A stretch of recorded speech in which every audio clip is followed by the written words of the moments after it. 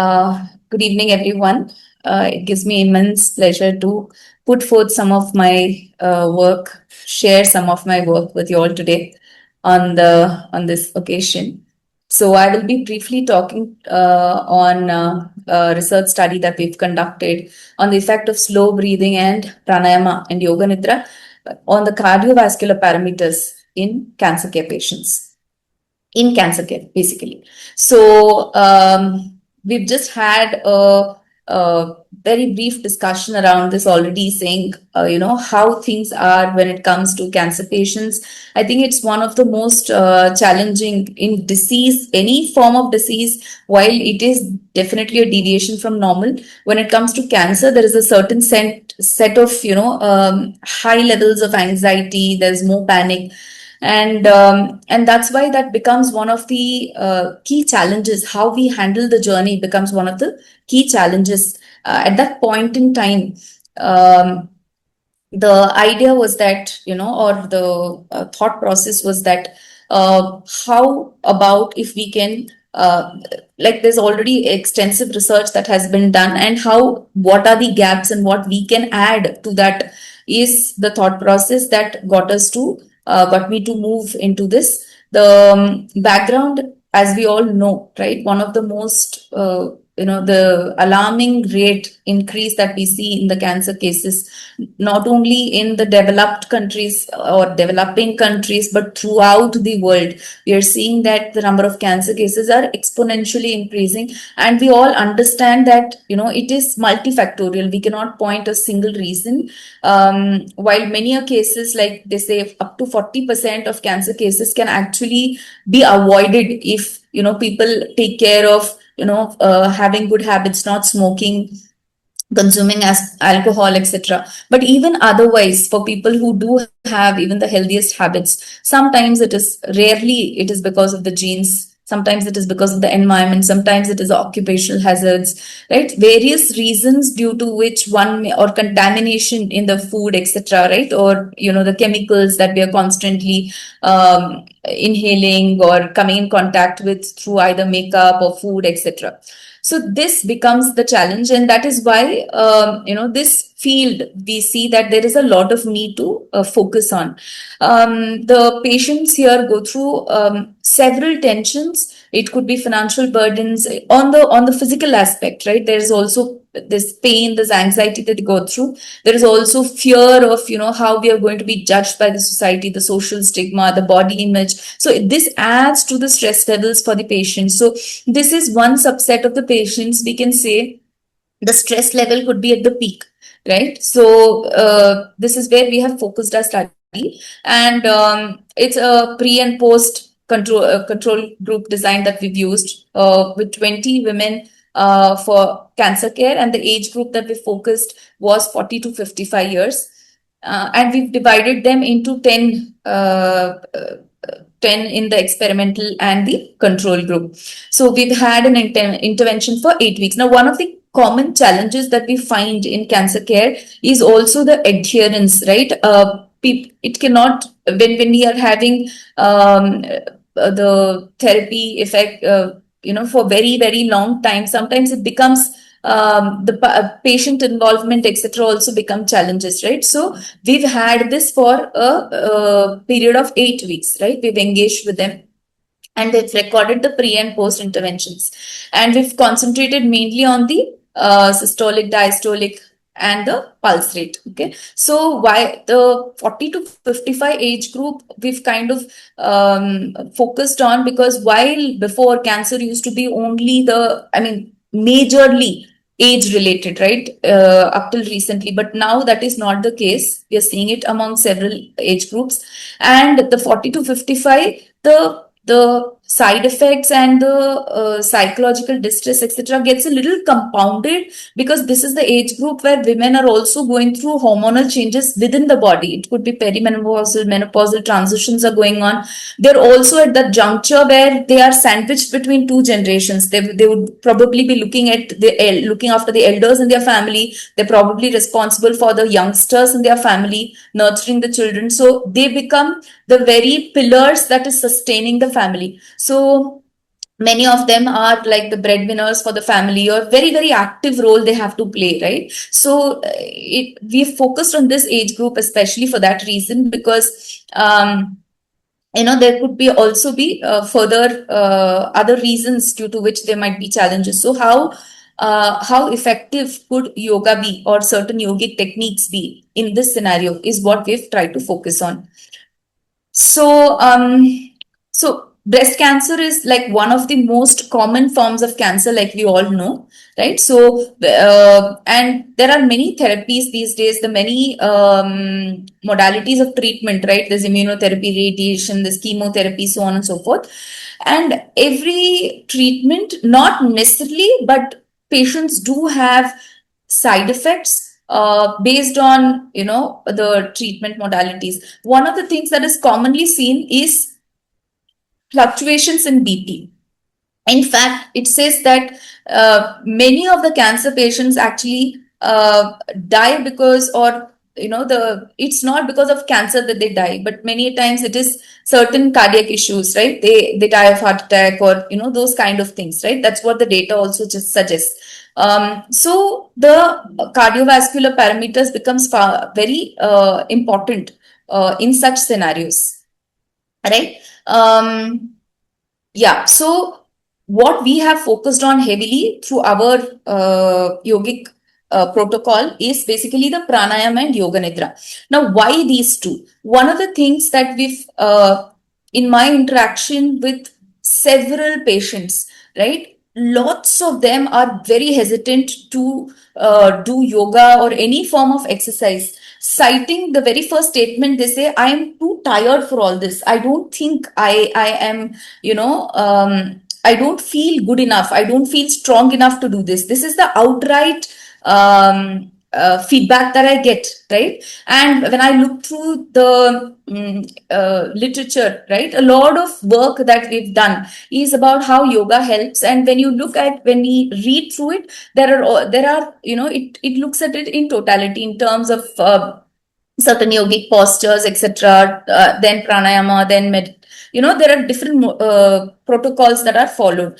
So here what we have done is we have heavily focused on pranayama and yoga nidra. The reason being, at this point in time, in fact, even in the live sessions when I've been working with patients who've just had a chemo a day or two before, I've had experiences where we are going through a session and all of a sudden the patient just stops and says, 1 minute, I'm not able to, I'm having, a lot of panic. All of a sudden, I'm feeling the palpitations.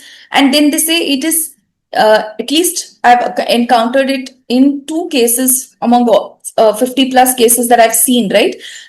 They mentioned that, after the chemotherapy, on and off, they feel the palpitations, they feel the heartbeat gets faster at times, they suddenly feel the sense of panic striking in, etc.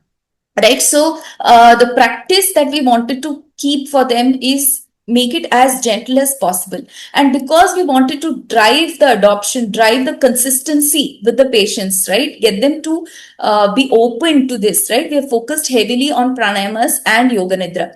And they have also the therapeutic effects, right? If you see pranayama, it has the potential to, for better oxygen retention, absorption, right? In the body. There are techniques like Bhramari, there are techniques like slow breathing, which have the abdominal breathing, which have a lot of therapeutic effects. And this is all scientifically backed. So with just very few loosening practices, we give heavy importance, or we give more importance for the slow breathing pranayama techniques and yoga nidra, where we walk them through the pranayamas. We keep them, for around 15 minutes each time. And the yoga nidra session, we lead them through it, giving them the deep relaxation, visualization, etc. for a period of 20 minutes. Now, these practices, what we've noticed is very gentle on them, and they're more receptive, right? And the idea was to understand if these do make a difference, and to what extent they can make a difference on the cardiovascular parameters, right? So most of the pranayama techniques that we focused on, Sahaja pranayama, we focused on Adama pranayama, or the abdominal breathing, the Anulom Vilom Pranayama, Bhramari Pranayama, where we've not done any of these where there is the need for breath retention, because Kumbhakas are anyway, these patients are high chances of going through fluctuations in BP, etc. So without the Kumbhaka. Right. So the idea behind involving these breathing techniques is to activate the parasympathetic nervous system, reducing the dominance, like the sympathetic dominance, right? The flight and fight. The minute we are able to activate the parasympathetic nervous system, we do see the sense of relaxation setting in, even in the most normal people. So the challenge here is to help them reach that state, right? So to reduce the HPA axis arousal. And these practices improve varoreflex sensitivity, right? And therefore, they could be benefiting the blood pressure. That was the thought process behind which these techniques were introduced. And of course, the vagal tone is improved, right? Yoga Nidra, as we all know, it's a guided meditation practice. One more thing that we see with common people, and even in the case of cancer patients, is the word meditation itself sounds like a taboo. They say, I've never done that. Or the minute I close my eyes, I'm flooded with thoughts. I'm not capable of meditation, right? This is generally the approach that majority of the people take towards meditation. There's a little hesitancy when we talk about meditation, but when Yoga Nidra, since it is a guided practice, we are able to hold their attention and they feel encouraged to go ahead and practice this, right? So that's the idea behind having Yoga Nidra over here. And Yoga Nidra has certain steps. It involves blending the intentions along with the practice, right? The consciousness, you're rotating throughout the body, and the intentions matter a lot. In cancer patients, there is a lot of rumination, there's a lot of negative thinking, there's a lot of revisiting the past and things like that, right? So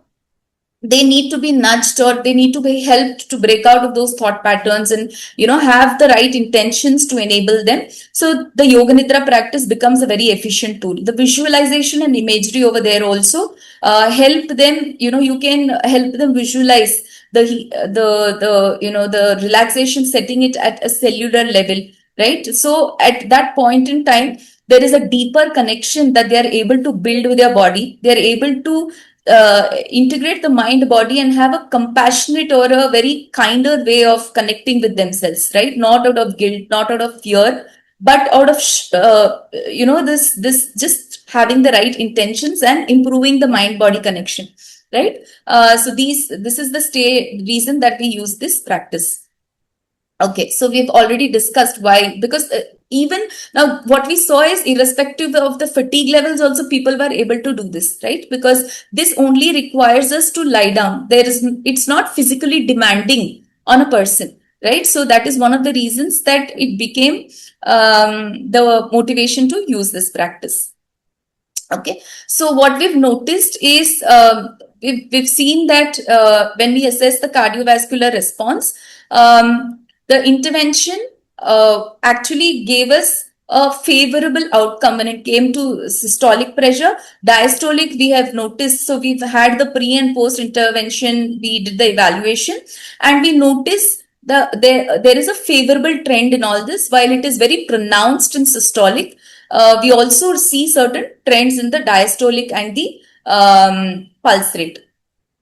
Okay, so here are the results. So the pre-test, the experimental was 128 mmHg and the control group 125.5. So we've seen that we've had the experimental group show a very significant difference, up to 6.5 mmHg difference that we've seen when it comes to systolic pressure. When it comes to diastolic pressure, it has been a little net difference of around 5.5 mg. On the experimental group, there was a reduction of 1.5 points, and in the control group, we saw that there was an increase of 4. So if you look at the net difference, you will see that there is a 5.5 mmHg variation, right? Which we noticed in the when it comes to diastolic pressure.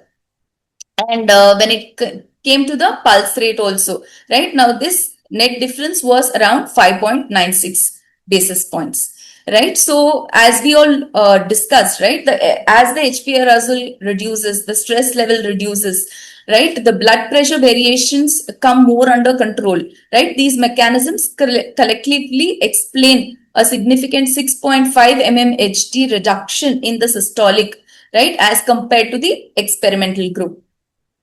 So if you look at the diastolic and the pulse rate put together, they give us a picture, right? That put together, the both the reductions reflect the enhanced parasympathetic activity, right? Which means it has the potential to contribute towards the improved cardiovascular health and better treatment tolerance. Okay, so what are the strengths of this, right? Like this study that we have comes with its own strengths, and we also have certain limitations also that we will discuss about. The strength is it's an RC.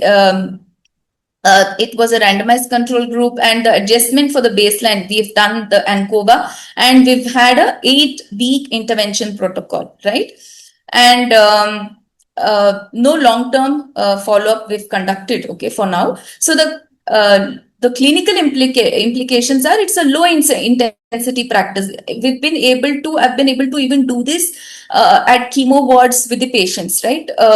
Without too much of a challenge, because they are already there for the treatment, and we are able to engage them with whatever scenario that is, right? Where we could improve this, right? This is actually just an 8-week study, and it is done on a limited set of people, right? We've taken only 20 people into consideration, and we've also limited this to just one type of cancer. It is a very vast field. When we go deeper into it, there are so many variations, not only the types, but even among them, there are so many variations that you will be able to talk about. So this could be further expanded for a larger group. The advantage or the main gap that this plugs as compared to a lot of literature that already exists is considering that a patient, which is the case, right? When a patient is under active treatment, they're very prone to mood swings, they're very prone to high levels of fatigue, etc. And driving adherence among them becomes a challenge. They might sign up for one class or two, and after that, it becomes a challenge to get their time. But with techniques like pranayama and yoga nidra, we are able to drive that adoption and the consistency through the active treatment phase also. So having this expanded to a larger group with a larger set of people and validating the results will make this like one of the the practices that can be integrated into any hospital setup. Like today, several hospitals, even during chemo sessions or certain interventions, they have certain music that is played, right? Based on scientific research, they have music being played at the background because it reduces the stress level of the patients. So similarly, this could be a part of that integrative practice where patients also, okay, this is one more thing that I'm working on to measure the difference in the stress level. So usually patients also say that they are fine when they are at home to some extent, but the minute they come to the hospitals for a chemo or for a consultation, they just are flooded with a lot of fear all of a sudden, right? So those kind of scenarios, even people who have survived the cancer journey till date, I'm part of certain support group meetings, and I'm part of the Indian Cancer Society where we keep running a lot of support group meetings for both caregivers, survivors, and even people under active treatment. A majority of cancer survivors say that they are out of that right now, but still the very thought of the hospital instills the fear in them. And the minute they are stepping into a hospital just for a routine checkup, maybe a yearly checkup, maybe once in 3 years, even that actually makes them extremely anxious and paranoid. So if practices like these can go ahead and support them to have a fresh perspective and come out of that fear, right? So that will automatically lead to an improved quality of life. So that is where we are headed. In the next phase, we are also looking at how these practices improve their quality of life, because surviving alone is not the question.